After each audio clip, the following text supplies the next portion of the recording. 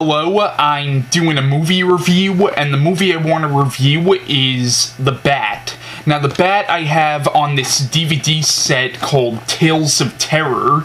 Now, Tales of Terror, this is a box set with 50 different horror movies on it, and I have a couple of these 50 movie box sets. Now, The Bat, what's interesting about this movie is apparently this movie was the inspiration behind the character of Batman, who of course was created by Bob Kane.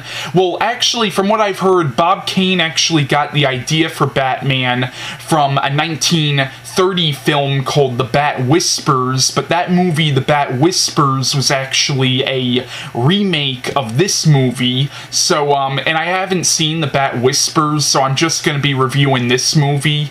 But, The Bat came out in 1926, and it's a silent film, and, and it's definitely an interesting film, especially considering the fact that this was technically one of the things that inspired Batman, so, it is kind of interesting.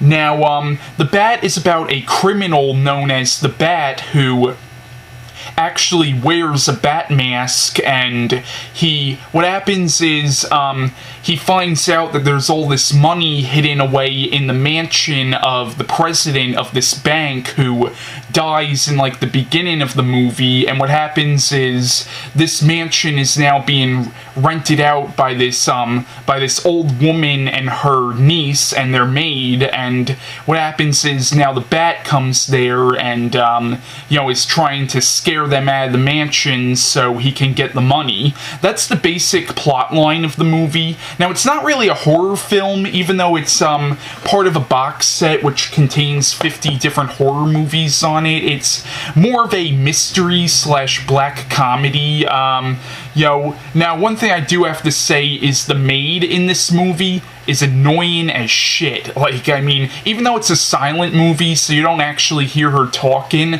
you can tell just by looking at the actress, and you can tell that the character is supposed to be annoying, and she really is annoying. Like, even though you don't actually hear her talk or anything, you can tell by looking at her, and of course in silent movies, whenever a character talks, the words pop up on title cards, so you can tell from what the character is saying and the facial expressions of the actress that the character is supposed to be annoying, and she's really annoying. Like, watching the movie, I was like, oh my god, somebody kill this bitch already.